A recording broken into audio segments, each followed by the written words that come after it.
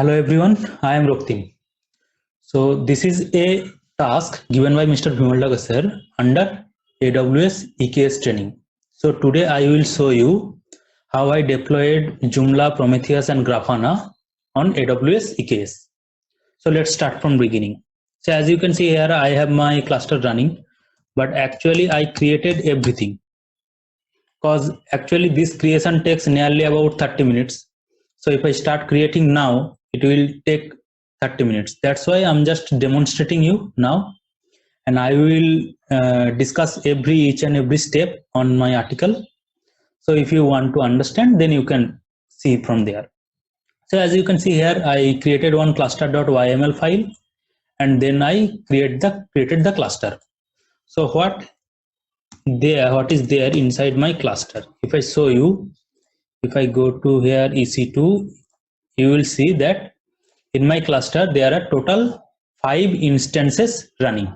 Okay, next thing, how I deployed the Joomla. But before deploying Joomla, I have to update the kube configuration file. So here I used AWS EKS update kube config. So it updated my kube configuration file. And if I use kubectl get pods, there is no pod running. Then I created the Joomla namespace and I changed my current namespace to Joomla. So if I run kubectl get pod, it's showing no resources found in Joomla namespace. Next I deployed the Joomla. Here you can see no resource found in Joomla namespace. Next I created, because I have one customization file and I have two another files. So they created the Joomla web app, and also they created one MySQL server. And next it gives me this external IP of Joomla. So if I go to Joomla, here is that website. So this is the administration page, and here is that external website where you can see I published my first blog. Okay. Next I deployed Helm. Helm not Grafana and Prometheus using Helm. So for that I have to at first initialize the Helm.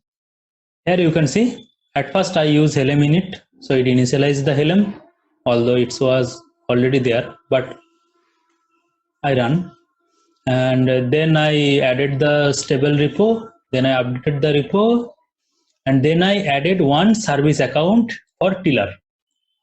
Next I upgraded the Helm init using service account Tiller, and if I show you that Tiller is running, here Tiller is running. Okay, so next what I do? Next I deployed the Prometheus. So here is the Prometheus. kubectl create namespace Prometheus. So I created one namespace for Prometheus. Next I use Helm install and I install the Prometheus. So Prometheus give me this cluster IP 10.100.126.75.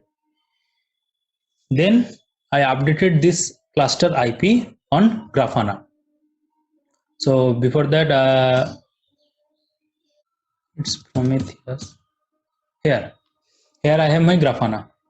So kubectl create namespace Grafana, then I install the Grafana, and then after that this external IP, and I added the Prometheus server, and then I imported one, you can see dashboard, and now it's showing me that I have total 8.67 GIB memory in my all nodes, and I have total 4.4.28 GIB storage in all nodes and used 12.22 GB.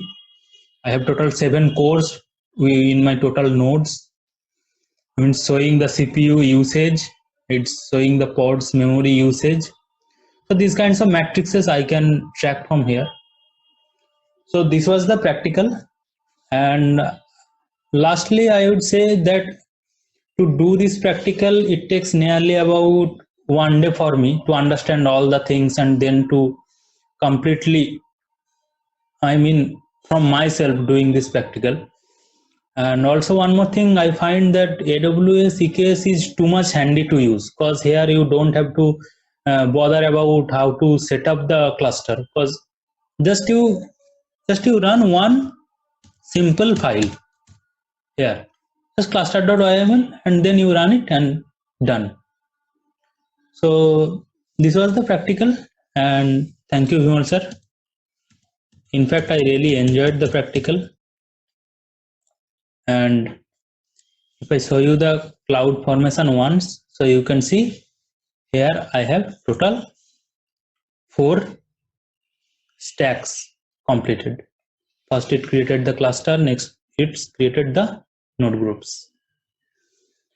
So thank you everybody, and bye bye for now.